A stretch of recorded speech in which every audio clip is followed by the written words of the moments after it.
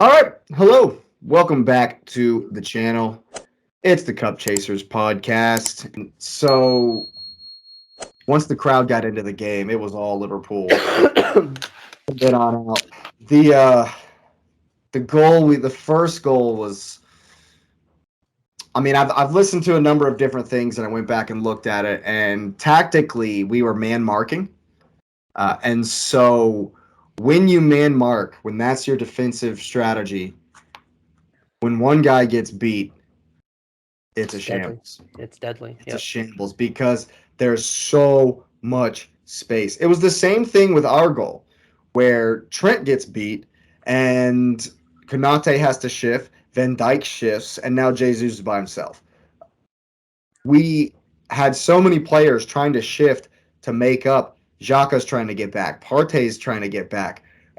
And so it was just a scramble in the box. Henderson closes his eyes and swings his leg at it and gets lucky. That I mean, if that's a shot, first of all, it's scaring the corner flag. You know, Gabriel comes in and all he can think of is I got to get this outside to the right, and he ends up smacking it off Salah, who's I mean Salah had a great game.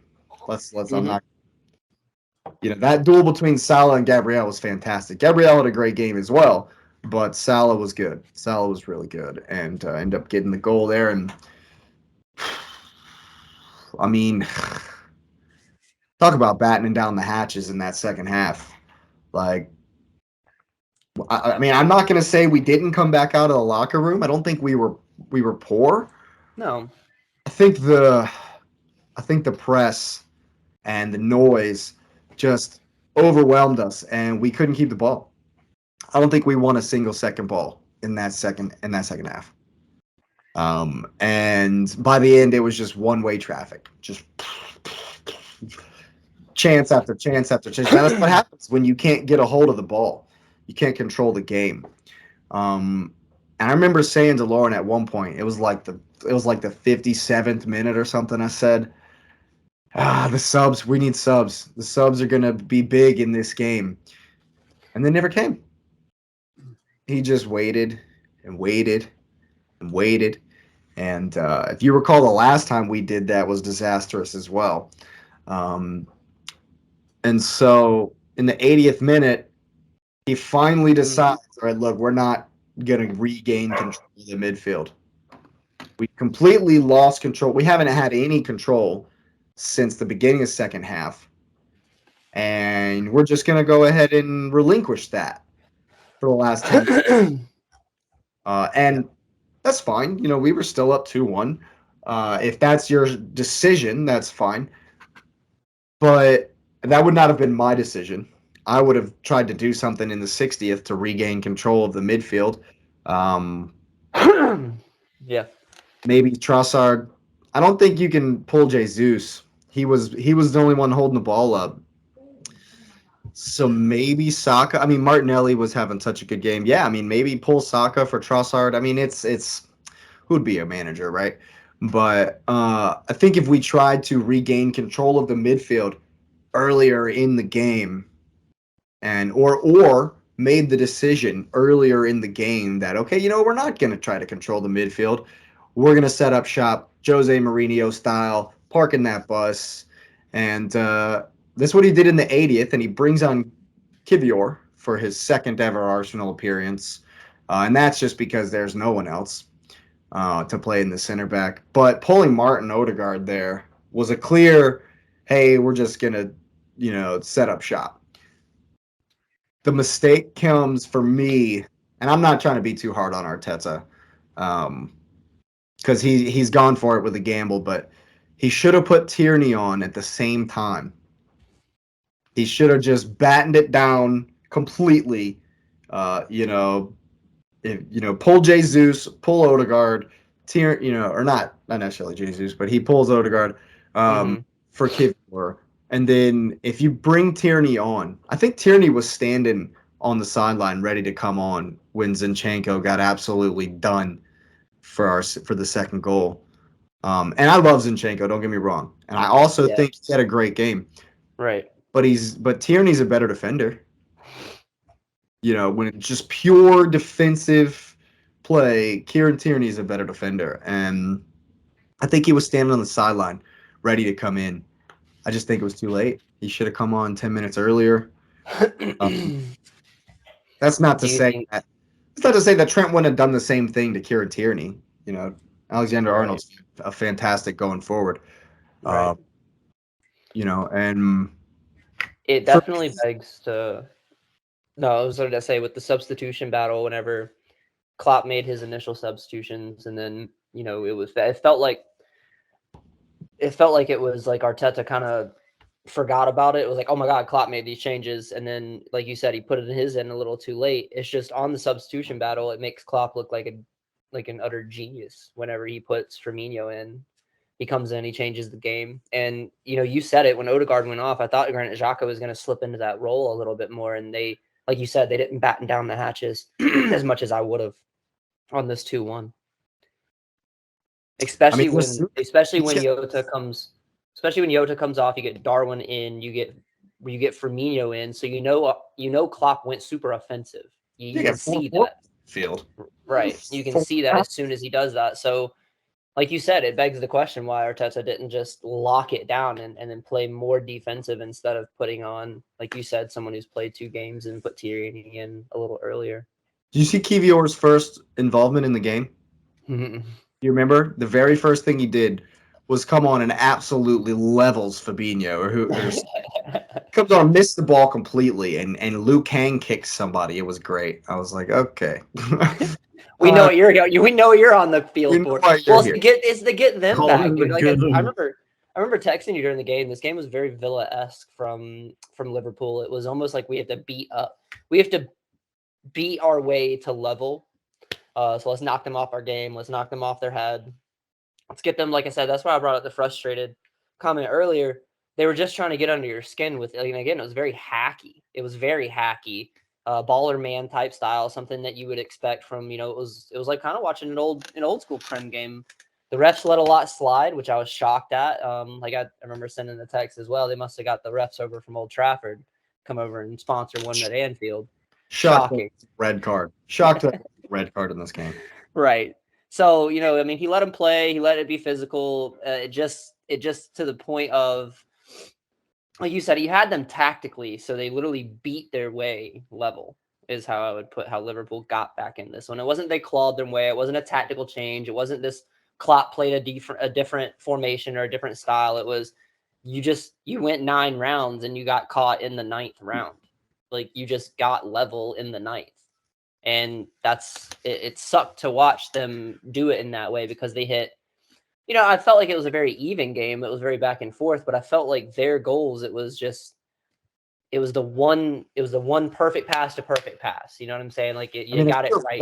It was just the crowd, just sheer willpower from thousands and thousands and thousands of people that finally got them over the line. Yep. Yeah. But biggest shout out, and this has to be said. Aaron Ramsdale. Oh yeah, he kept y'all in this game. When we win this title, come May 25th or whatever it is, if we're gonna look back at this game and be like, if that's the point that wins us the title, if that point right there, if we win this title by 1 point, we're gonna go back and say Ramsdale. Because I said it. I didn't want to say it, but because I was like, do I want to go ahead and say it and then be completely wrong? But I was thinking it at the end of the game. I was like, those are title saving saves. Those are title winning saves right there. Because holy crap! And those aren't the first huge moments that Aaron Ramsdale has had. And I said it. I said it during the World Cup. Where's Ramsdale for England? But that performance, I mean, Southgate, man, take notice. Take notice, but that's not. I mean, Pickford was the only reason Everton didn't take a 7-0 loss today on Saturday as well. But we'll get to that. But yeah, Ramsdale was absolutely immense in this game. and we could have shipped 4. We could have shipped 5 goals for sure. That's not to 100%. say that we shouldn't have scored in the end.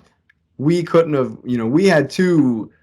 Like, I remember one time on the break, I'm like, win the game, win it. Like, after they had scored, after it was 2-2, we had a break where Martinelli plays a hospital pass to Saka, the final ball, and I was so devastated. I was like, that was the game. Oh, we Is could that? have won it. Yeah, when we had a 3v1 and didn't manage to do it. But yeah, what a game. What an incredible game. Ramsdale easily the man of the match for me. Um, but again, tale of 2 halves. It was. Sometimes that's just the way it goes. Well, I And told you what had to happen for this game to go the way you wanted it to, right? Like you did it wrong. Your boy Martinelli did not get the message.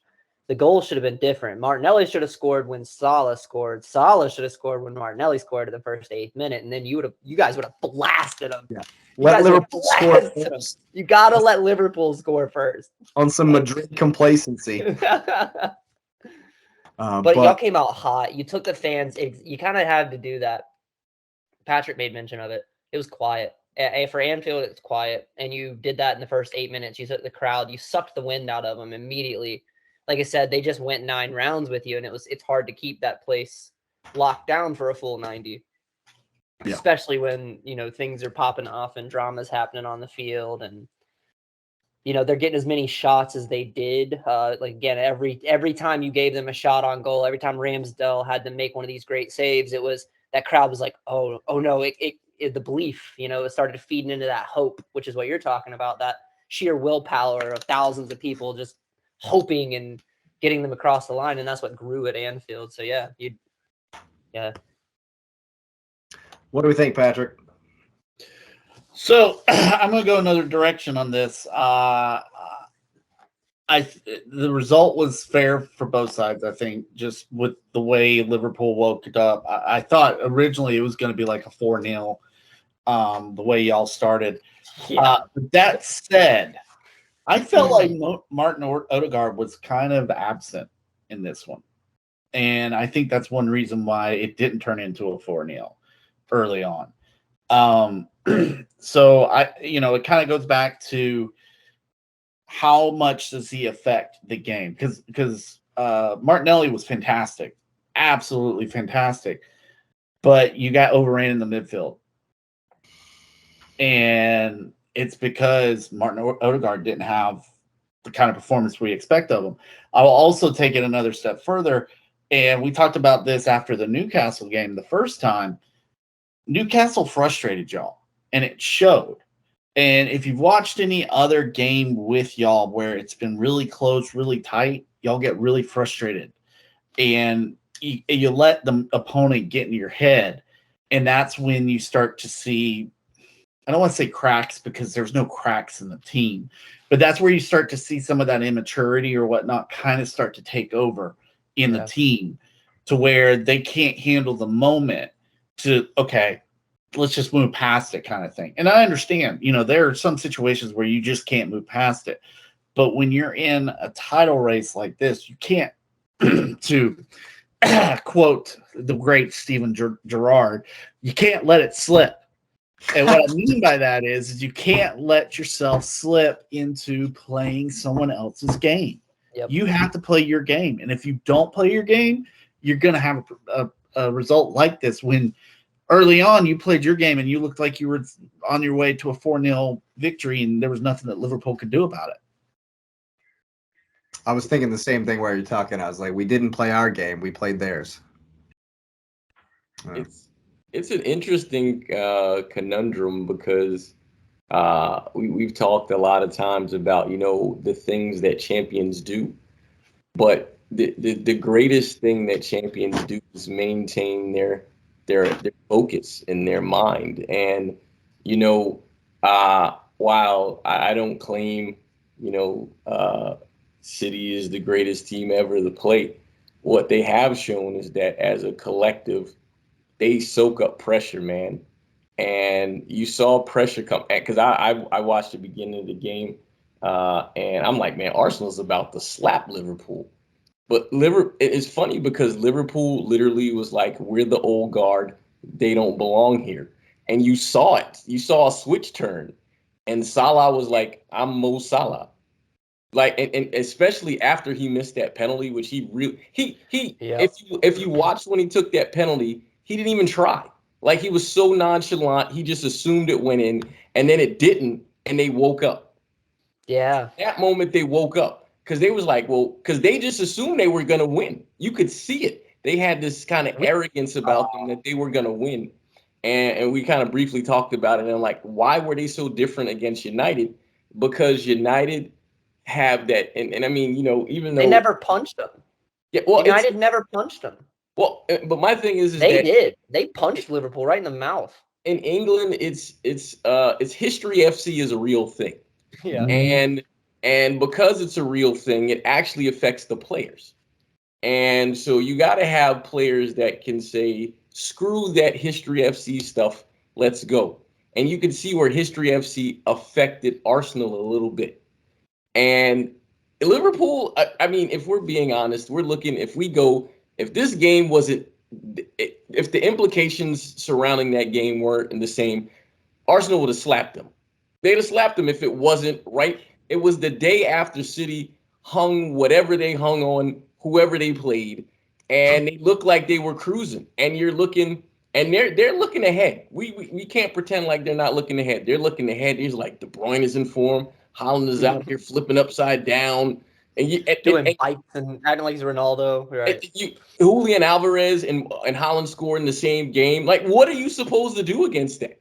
So then you get against you jump on Liverpool early, and then you're like, we got it. And Liverpool is like, what have you won? You're not anyone. We're History FC. And the fans, and you guys were right, they got quiet. But when the fans got quiet, if you pay attention to Liverpool, their fans don't get quiet often, and that woke them up. And they're like, hold on, this is Anfield. You don't do that here. And so it was different because if United did it to them, because United did do it to them, that's different because United is History FC A or 0.1, right? And Liverpool is History FC 0.2. And so they almost accepted that. And because United is nowhere near in the same class this season as Arsenal. Arsenal's significantly better than them. So that means it was between the ears. And that was something that you heard other people talk about when you talk about Arsenal going forward and we talked about like, man, this is a run that they're about to go through. And their next game is against West Ham, who won. And you're like, West Ham is not good. And then all of a sudden, West Ham, you're like, well, what West Ham is about to show up against Arsenal? Because now all of a sudden, Arsenal, I mean, you thought Arsenal was getting everybody's best punch before. They're going to get everybody's best punch now. Because you got relegation matched with that. Liverpool want to make top 6, and Liverpool is still there. That result meant something to them. Yeah. And so you look at it, and I think Arsenal, they're really going to cut their teeth next couple of games because is it 2 weeks? I think it's 2 weeks. Is it 2 weeks? We got 2 games. It's 2.5 weeks. It's 16 days. If both teams do what they're supposed to do, you thought the last one was big. My God. Oh yeah, this next one might be a title game. Like it's a title deciding game. The Premier League final is what this is. Yeah, that's pretty much it. Yeah. Firstly, personal credit. They looked good early and they got in their own heads. And you kind of saw this, and you don't see it often, but you see bits. You can see Arteta was a little shaken too. You can see it, and that's an issue because you can't look like that as the manager.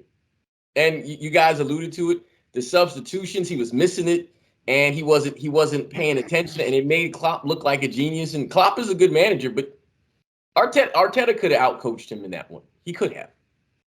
But they got a point. So they did what they were supposed to do. Because if they left out of there with nothing, that would have been scarier.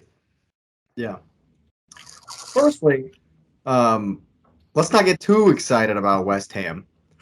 I don't know if you caught those highlights versus Fulham, but it was one-way traffic, and they battened down the hatches as well, and they won on an own goal. So let's not get too excited. And the last home performance for West Ham, they took a 5-1. So, yeah. But here's why I'm saying that, and I'm not saying West Ham is good, but Fulham 1 is better than them. Two, they watched what Liverpool did. They watched how Liverpool reacted to you, and they know pressure is on you. So it's. And I'm not saying West Ham is good. I'm talking about, does West Ham know what they need to do to get in between your ears? Because you guys mentioned the foul caused the problem, and then it all changed. So West Ham might, and you've seen West Ham. You're gonna get kicked a lot. Yeah. And are they gonna keep their heads when they're getting kicked a lot? I can only hope. But I will Maybe also. you won't have to face two goalies against or goalkeepers against West Ham.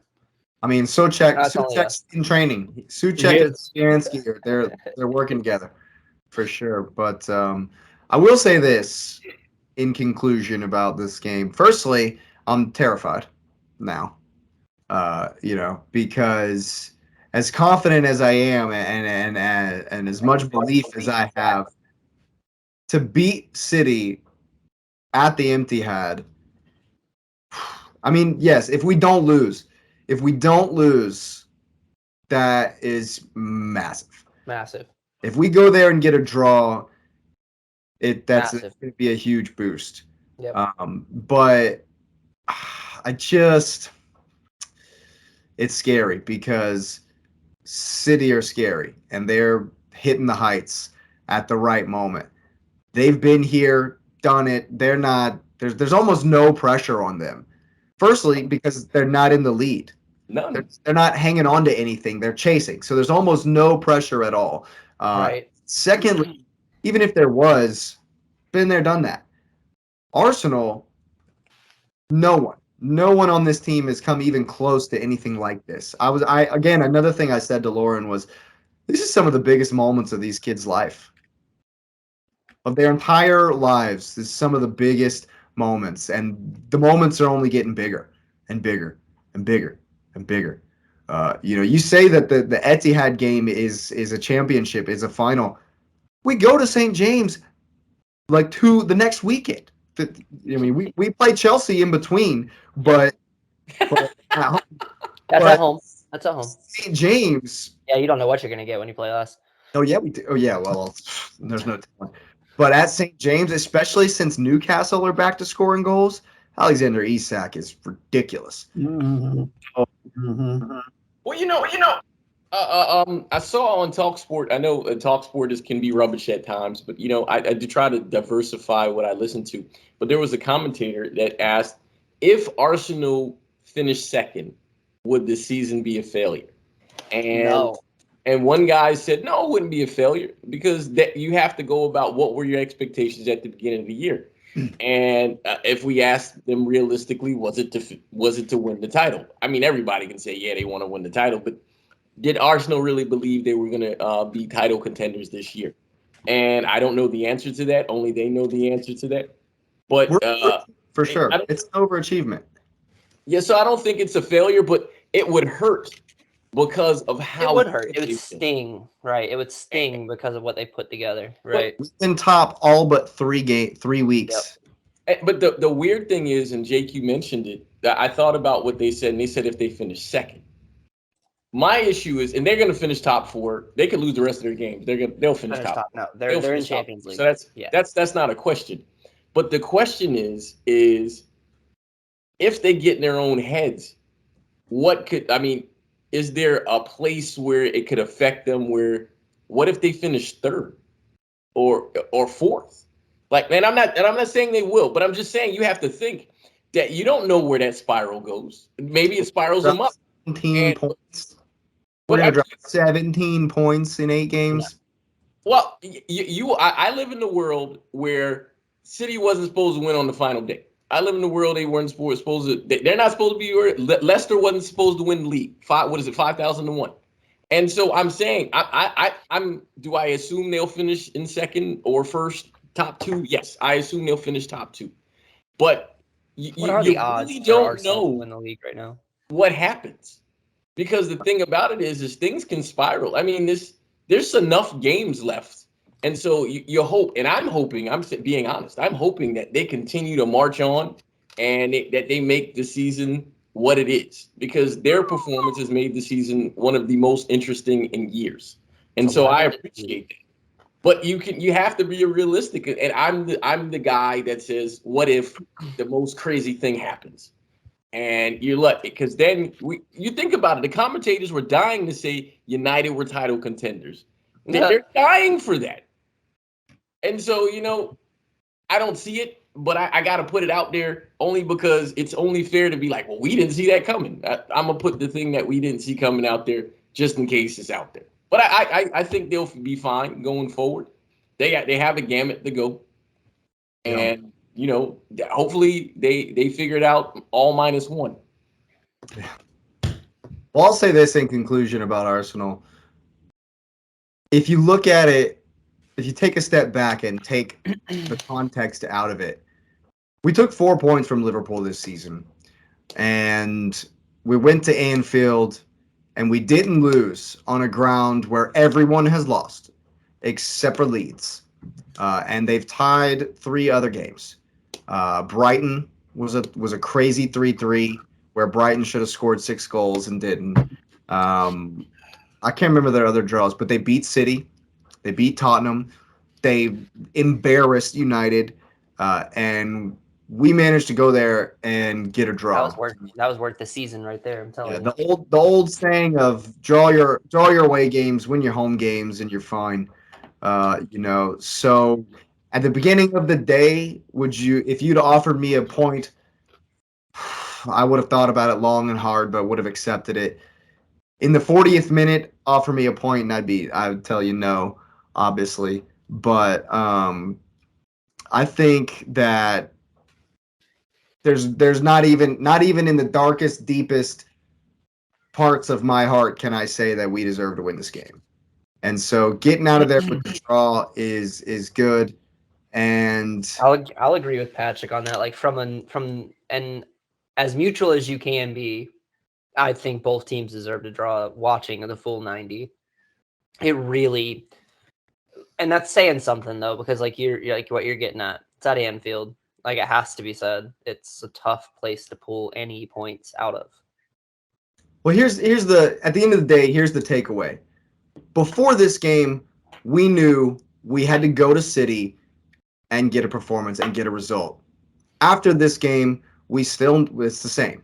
We got to go to City to have a result, period. So I think that moving forward, I think we're going to be just fine. And I think we are going to come into that game with City off the back of 2 wins.